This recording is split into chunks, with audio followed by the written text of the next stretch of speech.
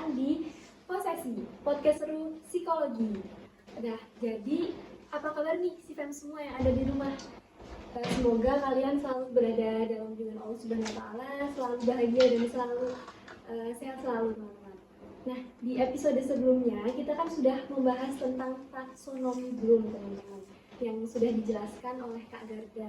Nah, di episode kali ini kita akan membahas dan membawakan materi yang tidak kalah menariknya, tidak kalah bermanfaat dan tentunya relevan bagi kita semua. Yang terkhusus kita sebagai Gen Z ini pastinya bakal relate banget nih teman-teman sama fenomena kali ini. Nah, di sini tentunya aku nggak bakal sendiri nih teman-teman, karena aku juga masih awam dan kepo banget sama fenomena ini. Nah, fenomena ini apa sih teman-teman yang bakal kita angkat dan bawain dan pelajarin kali ini? Nah, di episode kali ini kita bakal bawain tentang kutu loncat. Nah, apa sih itu kutu loncat, teman-teman?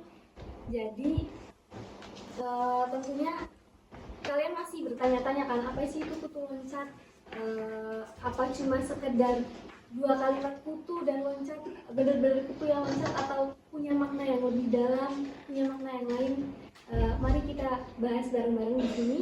Dan sebelum masuk ke materinya, kenalin dulu, nama aku Gladista Juliana Swa, aku biasa dipanggil Gladista. Aku dari Eksekutif Muda, Badan Eksekutif Mahasiswa Fakultas Psikologi Universitas Muhammadiyah Purwokerto.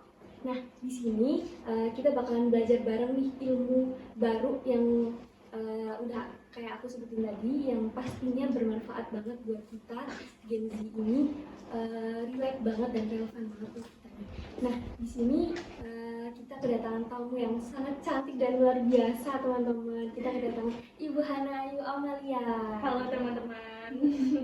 Ya, kalau aku lihat Ibu Hana ini bawanya kayak yang tadinya mau marah jadi nggak jadi marah gitu. Oh gitu ya? Iya Ibu.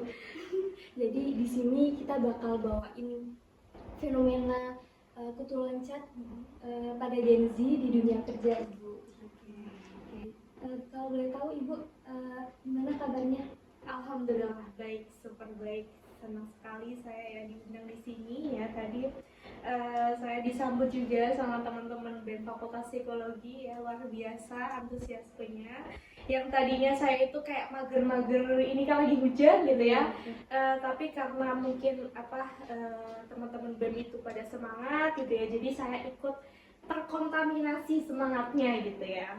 Gitu Mbak Gadis. Kalau boleh tahu juga Ibu, akhir-akhir ini kesibukan Ibu apa? Oke, akhir-akhir ini karena ini baru masuk ya, hari ini baru masuk di semester genap gitu ya.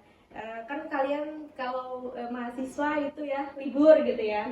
Tapi kalau dosen itu walaupun mahasiswanya libur, kita nggak libur gitu ya. Ada kegiatan-kegiatan, kemarin sempat ada pengabdian gitu ya.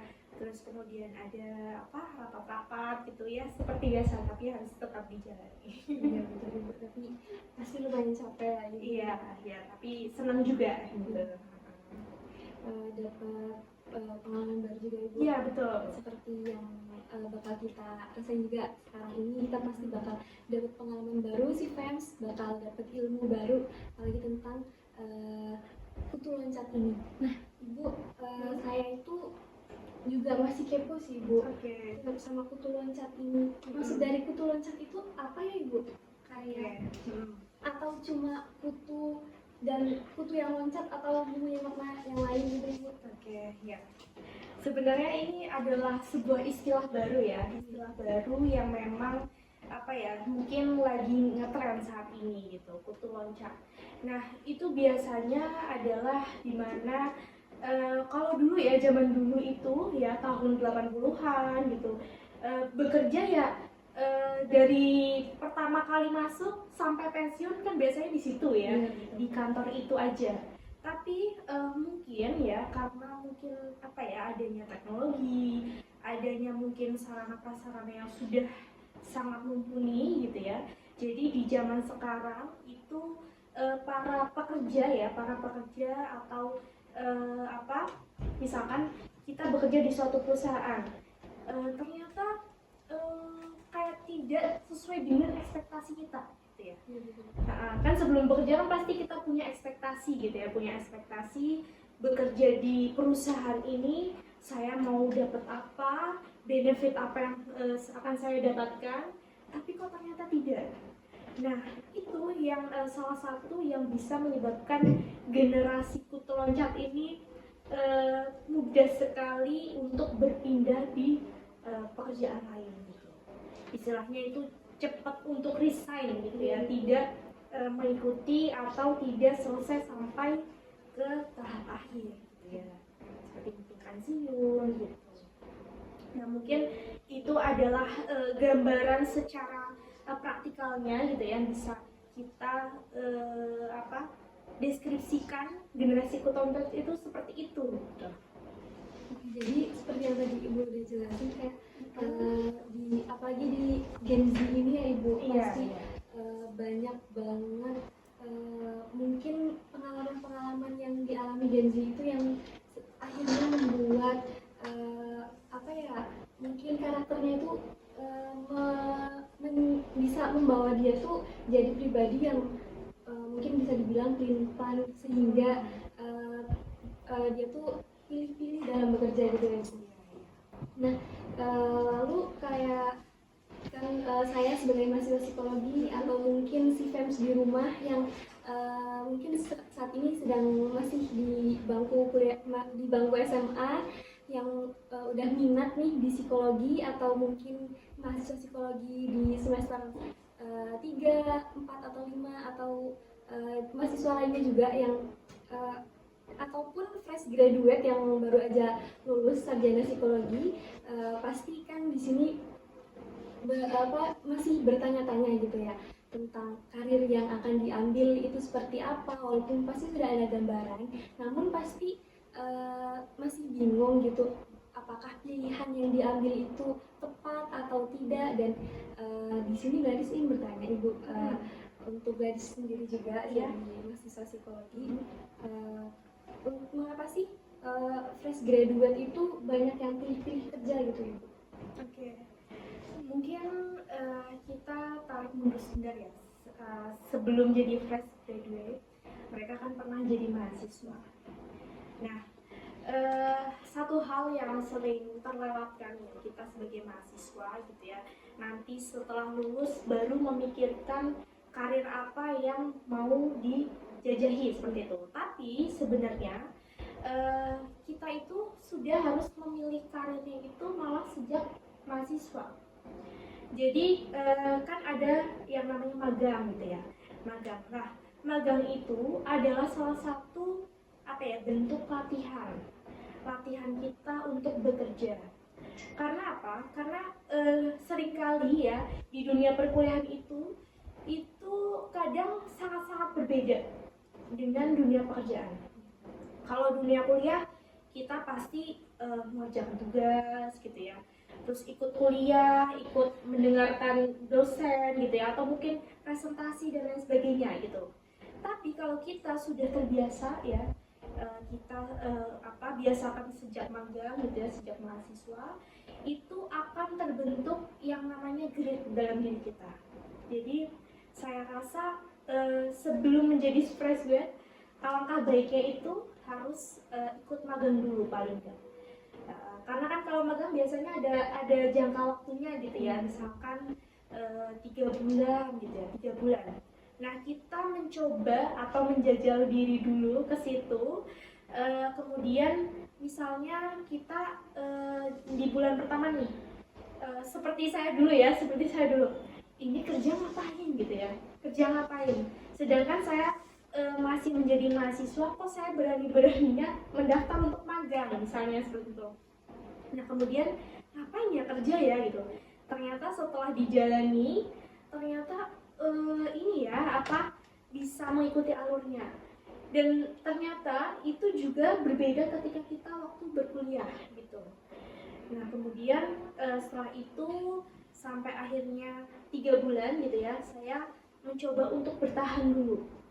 Saya bisa nggak sih sampai 3 bulan gitu, dengan tekanan juga gitu. Kalau bekerja kan pasti ada tekanan ya, nggak mungkin kalau bekerja itu ya hanya hanya slow gitu aja kan, itu pasti juga nggak akan ada pengalaman yang kita dapat gitu ya. Kita mencoba untuk kalau magang itu kan ada jangka waktunya 3 bulan. Kemudian kalau masih nyaman gitu ya, kan biasanya boleh extend gitu ya, jadi berapa bulan gitu. Nah itu, jadi itu adalah latihannya. Atau mungkin kita opsi yang kedua adalah dengan berorganisasi. Karena dengan berorganisasi dan magang atau bekerja gitu ya, itu hampir-hampir sama. Karena kita di situ adalah belajar salah satunya itu bisa mentoleransi orang lain. Oh ternyata ada orang yang sifatnya seperti itu ya gitu. Kemudian juga kita di magang atau organisasi kita juga bisa berlatih untuk negosiasi. Kan biasanya kalau di magang dan di organisasi itu juga kita dihadapkan suatu permasalahan. Nah di permasalahan itu kita diuji bagaimana problem solving kita, bagaimana soft skill kita, itu akan diuji semuanya di situ. Kalau kuliah kan mungkin bisa tanya-tanya gitu ke temennya gitu, karena mungkin masalah tugas saja. Tapi kalau ini kan real di lapangannya gitu.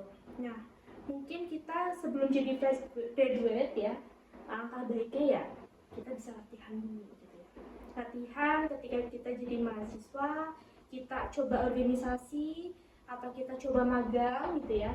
Nah itu adalah salah satu hal yang bisa kita lakukan untuk mengurangi generasi kutu loncat itu gitu ya. Karena kita sudah sudah acang-acang dulu, oh ternyata saya nyaman ya di sini ya. Nah kalau di mahasiswa kan masih coba-coba, karena magang kan masih coba-coba. Nah kita bisa masuki ke bidang lain gitu. Kalau masih 3 bulan kan, kalau nggak nyaman ya bisa ke bidang lain gitu ya. Tapi kalau misalkan kita sudah fresh graduate dan kita baru masih mencoba, itu menurut saya sudah terlambat sih. Sudah terlambat, dan juga alangkah baiknya kalau memang misalkan bisa dilakukan dari sejak mahasiswa ya, saya sarankannya jadi mahasiswa gitu.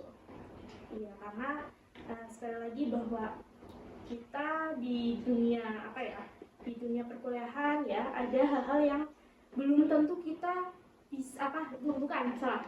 Jadi di dunia pekerjaan gitu ya, belum tentu ada yang kita pelajari di perkuliahan gitu. Jadi saya sarankan ya ikutlah minimal organisasi, atau kalau bisa ambil magang gitu Mbak Gadis.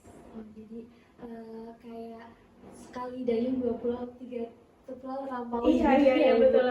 Jadi apalagi mahasiswa psikologi gitu ya sih kan, jadi bisa sekalian belajar nih karakter-karakter orang-orang seperti apa gitu ya Ibu ya. Sambil juga bisa menilai diri sendiri, sambil bisa melihat nih kita tuh passionnya di mana gitu ya Ibu ya. Terus mungkin kan katanya gitu ya Ibu, kalau di dunia pekerja, kalau sudah bekerja itu tuh sudah memasuki kehidupan yang sesungguhnya gitu Ibu. Mungkin kalau di perkuliahan itu kita masih belum memasuki ke dunia yang sesungguhnya, kehidupan sesungguhnya gitu Ibu. Jadi mungkin dari magang-magang itu bisa menambah pengalaman kita tentunya ya Bu ya, dan bisa ya seperti tadi bisa menambah motivasi kita juga untuk nantinya kita tuh mau pilih apa sih di karir kita, karena kan memilih karir itu tuh milih masa depan kita banget gitu ya Ibu. Bagaimana nanti kita akan hidup lebih lama di dunia ini selanjutnya gitu kan ya Bu ya. Lalu kalau dari yang Ibu sampaikan, magang ataupun ikut organisasi itu tuh menurut Ibu sendiri itu lebih baik kalau mungkin di pertama di mahasiswa baru gitu Ibu. Menurut Ibu itu lebih baik untuk mahasiswa baru itu ikut organisasi terlebih dahulu, atau mungkin fokus kepada mata kuliah, atau mungkin boleh langsung ikut magang gitu Ibu. Oke. Ya, jadi kalau misalkan kita bicara tentang mahasiswa baru, ya tentunya kan biasanya kalau mahasiswa baru itu masih 24 SKS gitu ya, SKS-nya masih banyak loh ya, masih banyak. Nah, kalau saya sarankan sih kalau untuk mahasiswa baru sendiri itu mencobanya di organisasi. Karena biasanya kalau persyaratan untuk magang itu biasanya ada minimal semesternya. Kalau nggak salah itu minimal semester 3 atau ada yang memberlakukan semester 5. Karena dianggap apa? Karena dianggap mahasiswa ini udah SKS-nya ini udah sedikit nih gitu. Kalau misalkan masih baru kan dia masih punya banyak SKS gitu ya. Takutnya memang tidak terhandle ya saat dia ikut magang dan juga kuliah gitu ya. Padahal dia baru memasuki dunia kuliah nih yang sangat-sangat berbeda dari dunia SMA gitu ya, sekolahan gitu. Nah, kalau dari untuk mahasiswa baru sih saya sarankan di organisasi dulu. Dicoba walaupun kita dari bawah dulu nih, dari anggota dulu, baru nanti mungkin staff gitu ya, staff ya, nanti mungkin bisa jadi koordinator dan lain sebagainya gitu ya. Itu adalah proses ya, adalah proses. Dan saya sarankan ya teman-teman, namanya CFAMS. Oh, CFAMS ya. Jadi saya baru tahu nih, baru tahu namanya CFAMS ya. Nah, kalau teman-teman CFAMS itu ya mahasiswa baru gitu ya, saya sarankan ya untuk mencoba dulu. Walaupun mungkin takut saya nanti ngapain ya di organisasi gitu ya. Mending menurut saya itu gagal di awal gitu ya daripada nanti kita menyesal di akhir gitu. Jadi nggak apa-apa kita punya, kalau teman-teman mahasiswa baru itu masih punya jatah gagal yang cukup banyak gitu ya, dibanding nanti kita sudah semester 5 nih baru menyadari nih, aduh kayaknya aku kurang banget channel gitu ya, kurang banget teman-teman gitu. Karena apa? Karena sebelum-sebelumnya nggak ikut organisasi gitu. Nah, itu saran saya yaitu mencoba di awal, kemudian berani untuk gagal gitu ya. Karena kan saya yakin ya manusia itu pasti kalau mencoba sesuatu kan pasti akan ada pertimbangan. Ya, tapi kalau kita semakin banyak pertimbangan, kita nggak ngelakuin apa-apa gitu ya. Jadi mendingan dimulai dulu aja. Jadi keluar dari zona nyaman. Iya, keluar dari zona nyaman dulu. Paling enggak itu keberanian dulu. Tapi kita juga harus tahu ya, kalau sudah berani ya, tapi kita harus sedikitlah mempertimbangkan sekiranya ini mengganggu kuliah saya atau enggak gitu ya. Karena kan tugas utama dari mahasiswa kan kuliah dulu gitu ya. Paling gitu Mbak Gadis. Terus si FEMS juga harus gini ya Ibu, harus benar-benar memilah dan memilih informasi-informasi yang didapat. Iya, betul. Karena apalagi di sekarang ini marak banget kan Ibu, apalagi internet sudah benar-benar gampang banget diakses kan Ibu. Banyak banget informasi, apalagi sekarang gadis tuh sering banget dapat kayak omongan-omongan dari teman-teman ataupun mungkin kakak tingkat gitu ya, atau informasi, paling banyak informasi dari sosial media Ibu.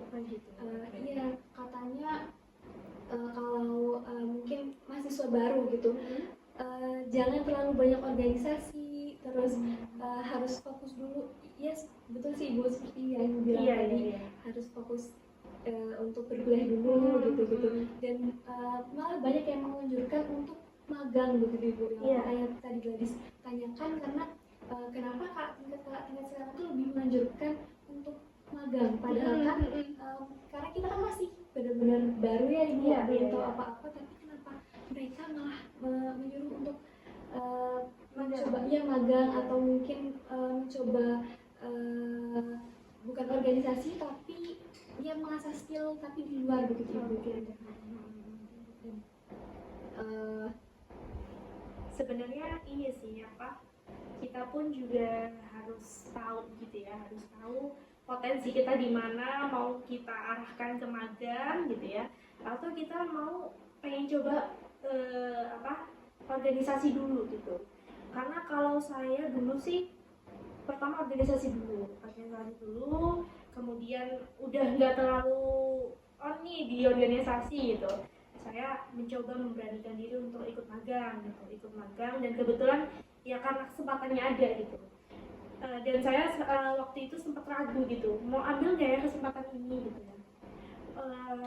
Walaupun itu saya ragu kan, kayak tapi saya nggak passion di sini gitu, tapi kok ada kesempatan itu gitu. Jadi kemudian saya konsultasi gitu ke ibu saya gitu, dan kebetulan ibu saya bilang dicoba aja dulu gitu, siapa tahu memang itu adalah membawa kamu ke memang rezeki yang kedepannya gitu.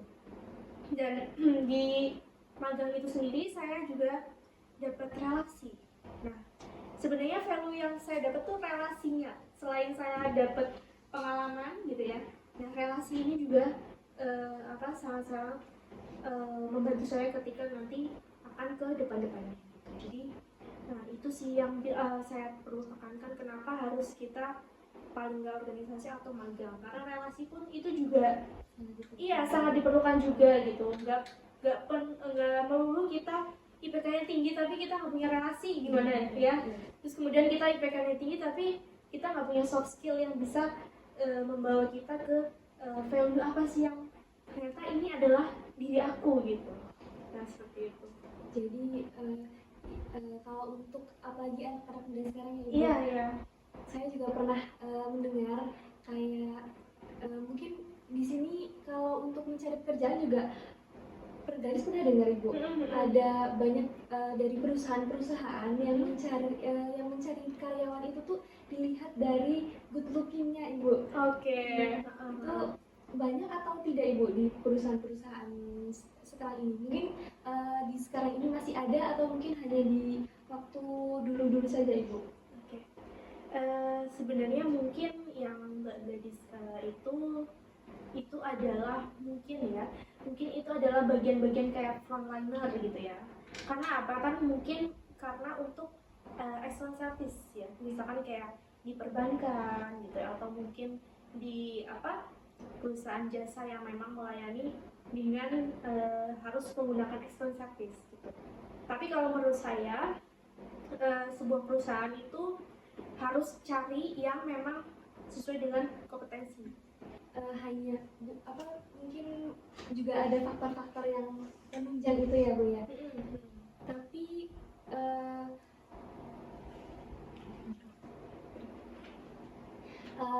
untuk tadi ya Bu, balik lagi ke Putu Loncat Ibu. Di Gen Z ini tuh banyak banget yang masih yang tadi saya sudah bilang masih timpang gitu Ibu. Nah menurut Ibu ini apakah berpindah-pindah pekerjaan itu selalu buruk atau ada hal lain atau dampak positif lain, atau menurut Ibu ada sudut pandang yang positif atau mungkin hikmah di balik Putu Loncat tersebut Ibu? Oke. Sebenarnya saya akan membahas di dua sisi itu, dua-duanya saya akan bahas sebenarnya. Jadi mungkin akan saya bahas dari kelebihannya dulu ya. Kelebihannya dulu, kalau Gen Z ini ya kan lebih familiarnya Gen Z ya. Mungkin juga ada juga di generasi milenial juga gitu ya. Tapi mungkin akan lebih banyaknya itu adalah dari Gen Z sendiri. Nah, saya juga termasuk Gen Z nih. Sebenarnya saya Gen Z nih, Mbak. Gen Z, saya termasuk Gen Z juga gitu ya. Dan saya juga punya teman-teman pun juga ada yang seperti itu juga gitu ya. Ada juga yang masih mencari gitu. Nah, kalau menurut saya sendiri ya, kalau kelebihannya, kalau memang misalkan Gen Z ini kan dari lahir ya, itu pun juga sudah ada teknologi ya. Sampai dia tumbuh besar, dia dibersamai oleh teknologi, dan dimana dia sendiri itu sangat-sangat saking mudahnya untuk mencari informasi, dan mereka itu disuguhkan oleh banyak pilihan. Jadi cenderung kalau mereka itu adalah pengennya ya ini juga mencoba gitu.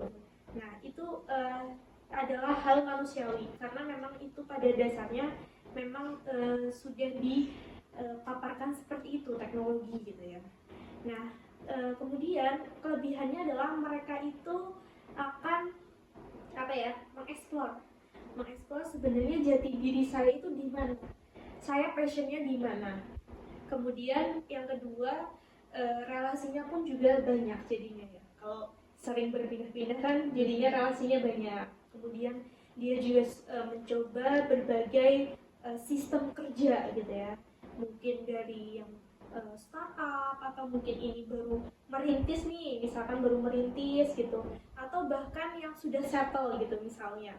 Nah mereka plusnya ya adalah itu yang pertama adalah dia itu bisa mencoba sistem-sistemnya, kemudian dia juga jadi punya banyak pengalaman gitu ya. Nah itu. Nah tapi kalau kekurangannya gitu ya, mereka itu cenderung jadinya merasa tidak puas terus karena kan ingin mencoba semuanya gitu ya. Dan menurut saya itu mungkin mereka harus mempunyai target kapan saya berhenti untuk mencari lagi gitu. Dan mungkin sebelum itu ya, sebelum mendaftar, mereka harus tahu dulu nih profil perusahaan apa yang ingin mereka daftar, terus kemudian bagaimana value-nya dia itu bisa sesuai nih di perusahaan itu gitu. Nah dia kan harus cari tahu dulu gitu. Nah kemudian kalau misalkan dia belum nemu ya dia akan masih seperti itu. Nah kekurangannya adalah ada yang namanya, kalau di psikologi ada yang job hopping namanya, job hopping. Jadi mereka itu cenderung untuk berpindah-pindah. Sebenarnya kutu loncat ini kalau di bahasa psikologis kan adalah job hopping gitu.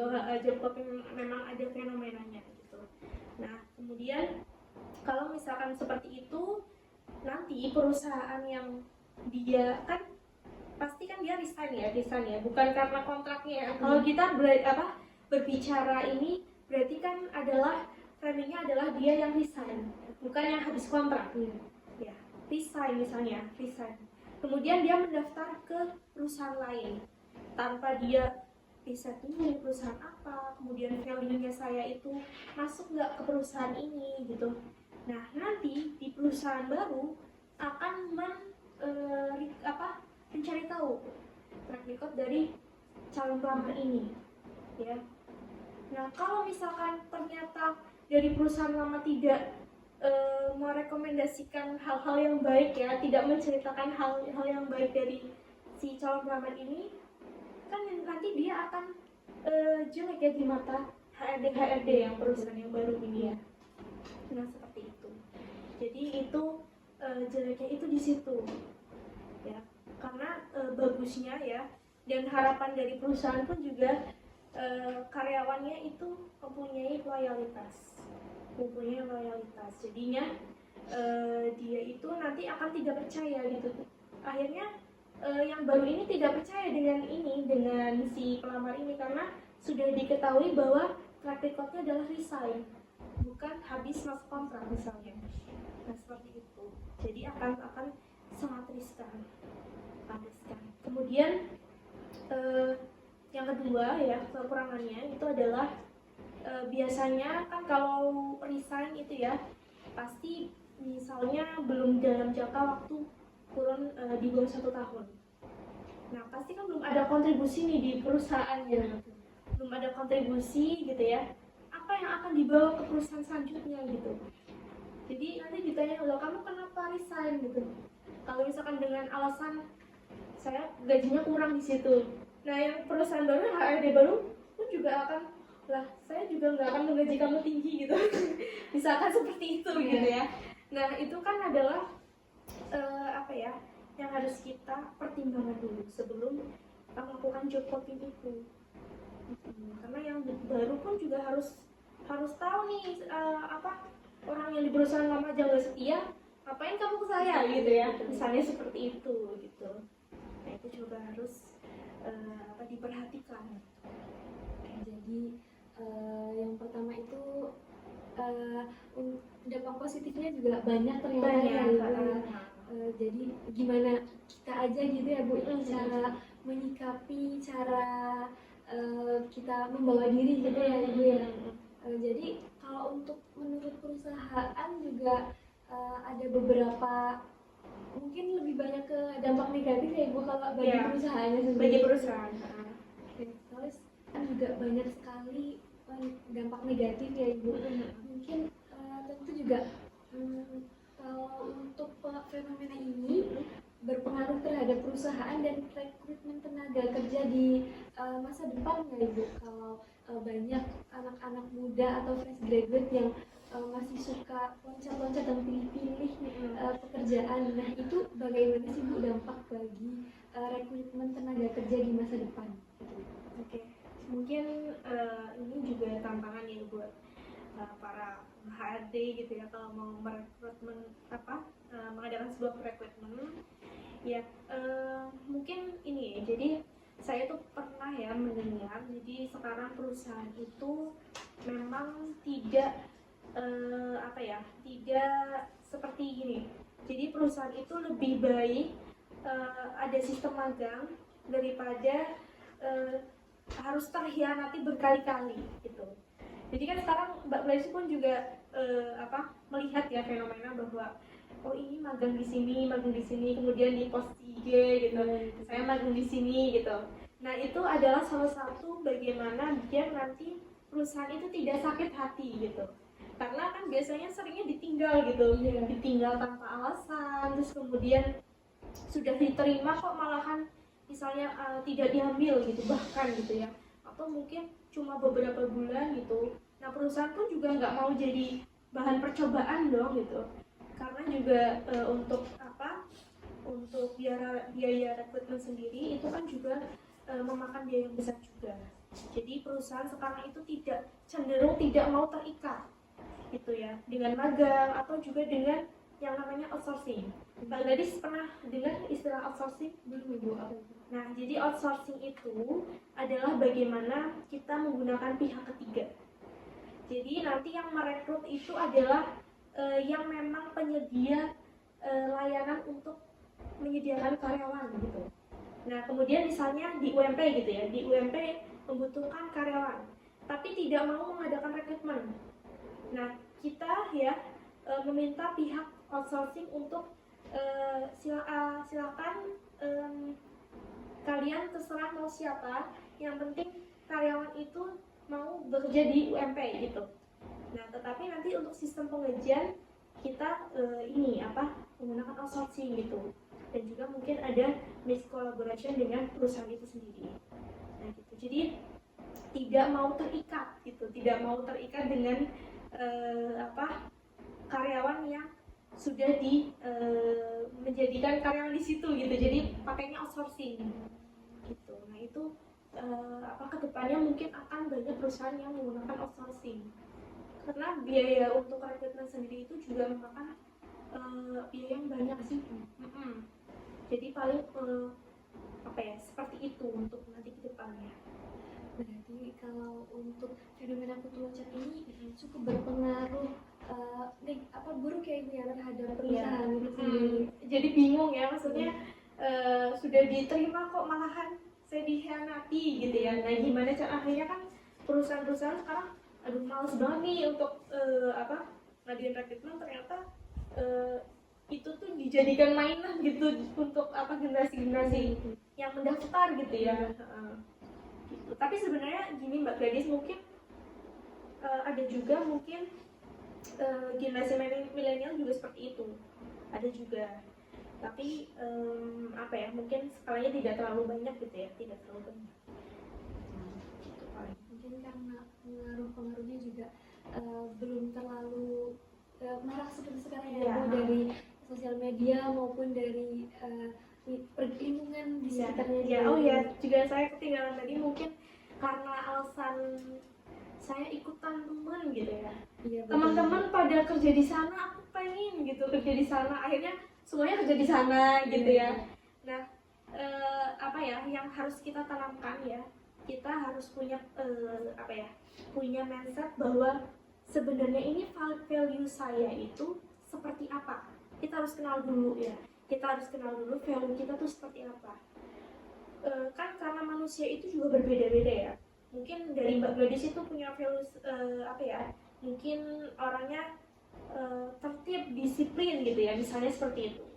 Nah, nggak mungkin dong Mbak Gadis itu bekerja di pekerjaan yang sangat-sangat fleksibel gitu. Padahal kan Mbak Gadis sendiri itu orangnya terpaku misalkan dengan sistem kerja yang 9 to 5 misalnya seperti itu.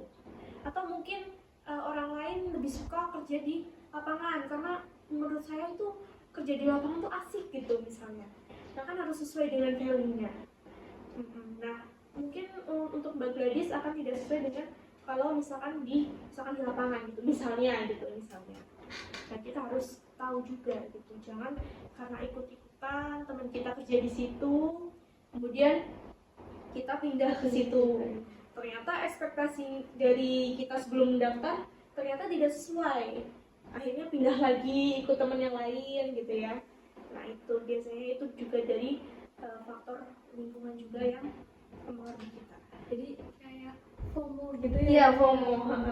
Jadi berhubungan juga sama konsep diri nggak sih Bu? Itu jadi gimana kita membawa diri, gimana kita mempersiapkan diri, yaitu mempersiapkan konsep diri kita itu gimana, diri kita mau dibawa kemana gitu ya Ibu, biar nantinya karirnya juga tertata gitu ya.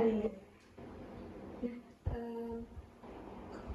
kalau saran dari Bu Hana sendiri tuh gimana Bu untuk fresh graduate yang nantinya tuh bisa memiliki pekerjaan yang sesuai dengan value-nya sendiri seperti tadi yang Ibu sudah bilang, itu bagaimana? Oke, mungkin saran saya ya kita jangan takut untuk mencoba. Pokoknya selama kita masih muda, kita coba hal-hal sebanyak mungkin. Nah, dari hal-hal itu kita kan pasti akan tahu, oh saya nyamannya di sini, saya nyamannya di sini. Nah, kemudian nanti ketika sudah wisuda kita sudah menemukan. Karena saya tahu bahwa saya itu nyaman di pekerjaan atau passion saya itu seperti ini gitu ya. Jadi nanti kita nggak akan bingung lagi ketika kita mau bekerja gitu ya. Nanti mau cari pekerjaan yang seperti apa. Karena kita sudah tahu ketika sebelum lulus dari kuliah gitu. Ya, jadi di kuliah ini ya apalagi mahasiswa itu adalah menurut saya itu orang yang spesial lah menurut saya. Karena apa? Karena diberikan wadah untuk berekspresi sesuai dengan minatnya mereka. Tuh, jadi kan di sini mungkin ada BEM gitu ya, ada BEM, terus juga ada mungkin organisasi lain gitu ya. Kemudian kan bertemu dengan orang-orang yang dari background yang berbeda. Nanti ketika misalnya di UNIF sendiri ya, di UNIF itu kan nanti akan bertemu dengan mahasiswa teknik, bertemu dengan mahasiswa misalnya ekonomi gitu. Nah itu kan akan membuat sudut pandang kita menjadi luas gitu. Atau mungkin di BEM kan juga sering juga ada kegiatan gitu ya, kemudian sering bertemu dengan mahasiswa lain kan juga seperti itu ya. Nah menurut saya itu dicoba apapun yang menjadikan kita itu ada kesempatan diambil aja. Mau enak mau nggak enak ya itu pokoknya dicoba dulu gitu ya. Karena kalau misalkan nanti ternyata kita nggak mencoba, kita akan kesusahan di akhir-akhir. Mau lulus nih tapi aku belum ada pengalaman apapun gitu. Seperti buta di Iya, ya bukan hanya di organisasi juga, mungkin pengalaman ikut lomba atau ikut seminar corporate paper atau mungkin yang lain gitu kan, itu adalah hal yang bisa kita masukkan ke CV gitu. Kalaupun juga nggak dimasukkan ke CV juga nggak apa-apa gitu. Misalnya ada hal-hal yang mungkin bukan terlalu relevan dengan karir, tapi itu bisa membuat value diri kita itu menjadi lebih. Misalnya kayak di BEM gini kan off record kan ya, kalau berkumpul gitu ya, itu off record kan ya. Nah itu tapi kan itu adalah diskusinya mungkin diskusi yang ada daging gitu, jadinya membuat kita itu juga terbuka pemikirannya gitu. Oke, jadi perlu benar-benar dipersiapkan ya dari sekarang itu benar. Jadi teman si fans perlu diketahui juga kalau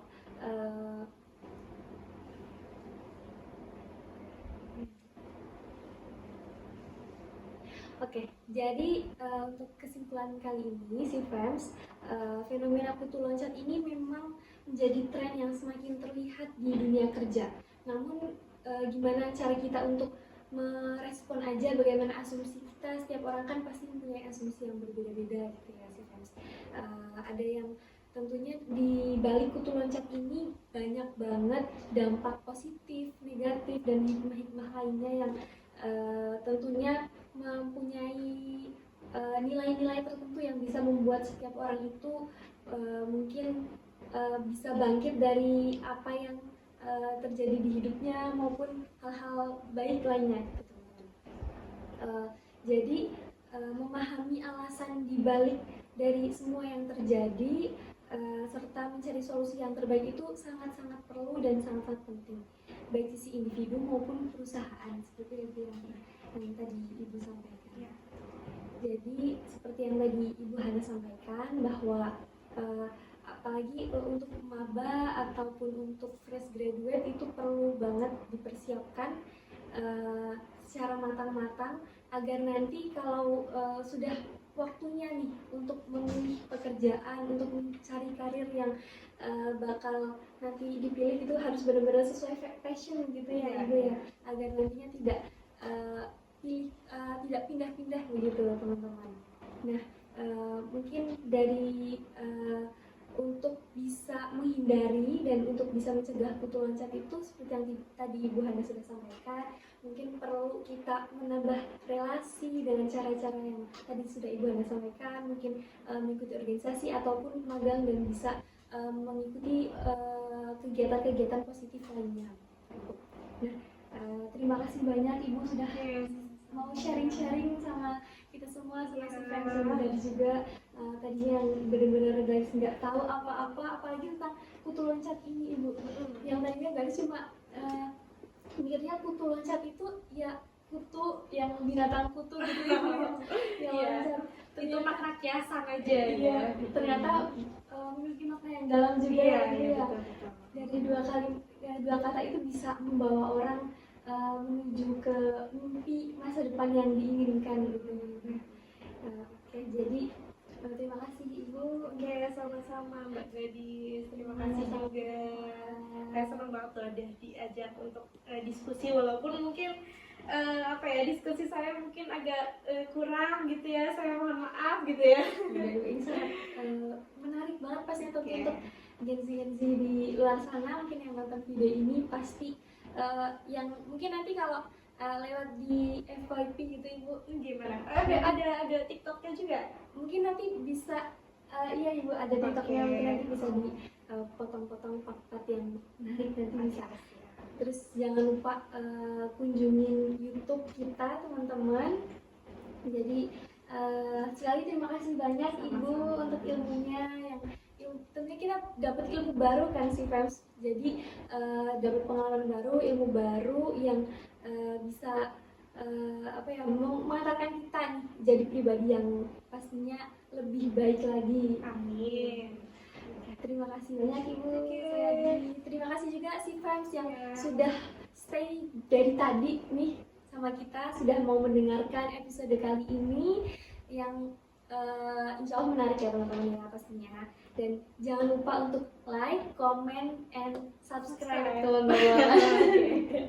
Jadi di channel YouTube kita Ilmu Psikologi UMP agar nggak ketinggalan episode-episode menarik lainnya. Tentunya banyak banget konten-konten menarik di Ilmu Psikologi ini Bu. Mohon dukungannya juga ya Ibu ya. Siap. Nanti pasti akan ada bahasan-bahasan yang lebih menarik lagi gitu ya. Bisa juga nanti ketemu sama Ibu Hana lagi. Baik, yang siap. cantik ini. Mbak Gadis juga. Masya Allah. Oke, sampai jumpa di episode posesi selanjutnya teman-teman. Dadah. Terima kasih Ibu.